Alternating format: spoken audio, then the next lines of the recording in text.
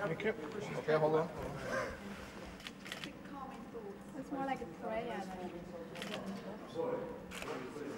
Yeah, no, he's a very talented artist. I mean, he did.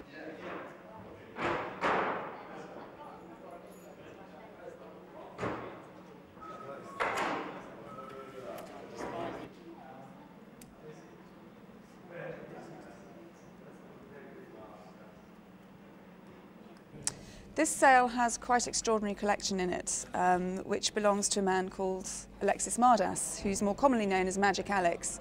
And to Beatles fans and anyone who knows anything about the Beatles, that name will be recognisable.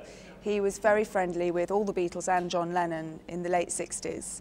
He was first introduced to them by Brian Jones, whom he met in 1963. And he actually worked for Apple, the Beatles company Apple, and he gave John Lennon some quite important pieces which we've got in the sale today.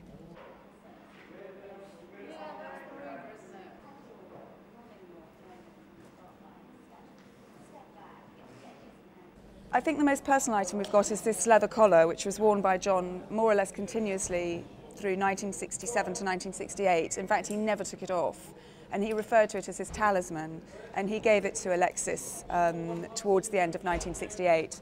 But we have photographs of him wearing it at some very key periods in Beatle history, most notably the launch of the Sgt. Pepper album and the cover of the Two Virgins album, when it is in fact the only thing he's wearing.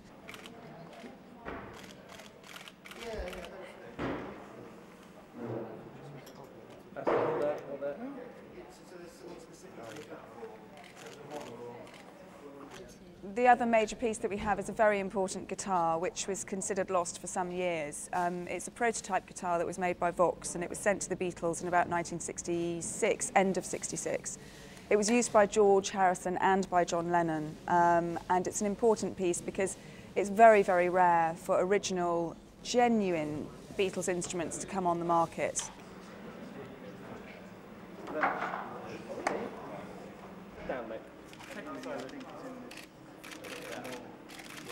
This is actually quite an unusual piece because it's actually a psychedelic, sort of psychedelic drawing by John Lennon, and it's not really his normal style. He's much more known for sort of figurative drawings of animals or strange people. In 1964 he produced a book called In His Own Right, and that's full of his drawings, which are not this style at all. This particular drawing was thought to be done whilst he was under the influence of LSD, hence the sort of psychedelic, strong colours and sort of crazy designs.